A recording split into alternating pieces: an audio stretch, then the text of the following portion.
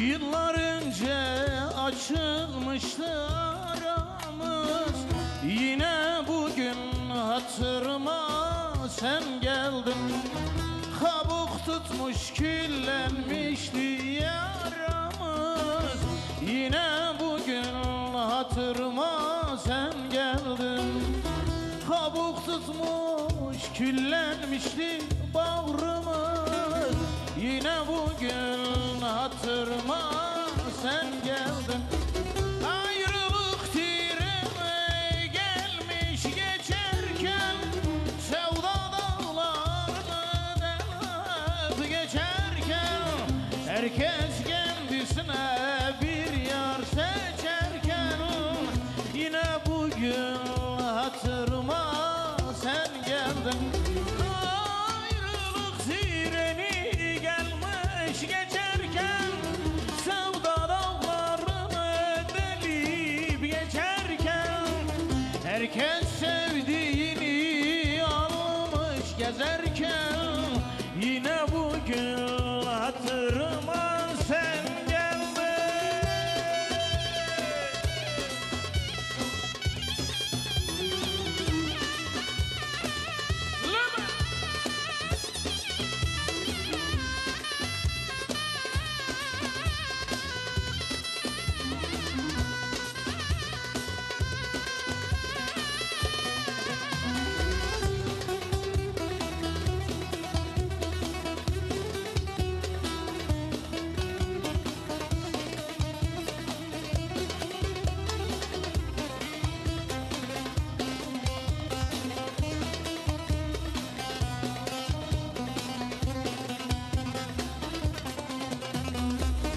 Ne bir mektup ne de selam gönderdin, sır diyerek sevgimizi sakladım. Şöyle geçen günlerimi yokladım, yine bugün hatırıma sen geldin. Senle geçen o günleri özledim, yine bugün hatırıma sen geldin.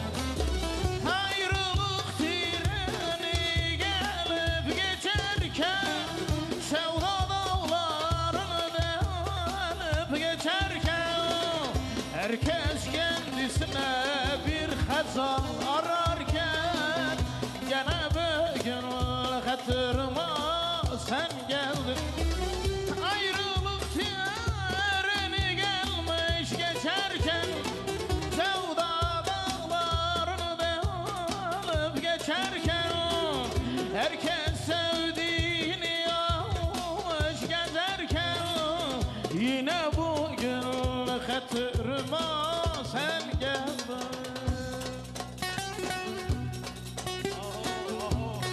Yaramadım bastı.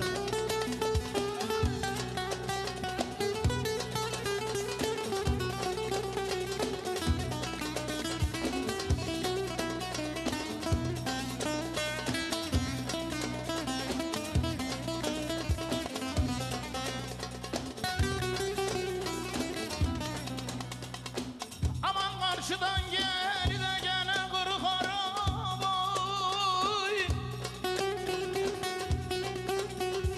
amanın yıkılmış evlerde gene benzer haraba haraba haraba haraba, ey.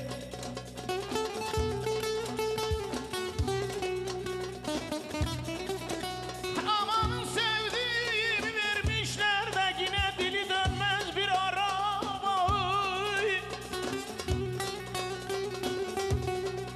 Aman gelemez miydin? Lele gelemez miydin? Oğul seni sevdiğimi de gene bilemez miydin? Aman aman aman aman aman aman, ey. Aman neneyle garip yavrum neneyle, amanın neneyle neneyle neneyle neneyle neneyle neneyle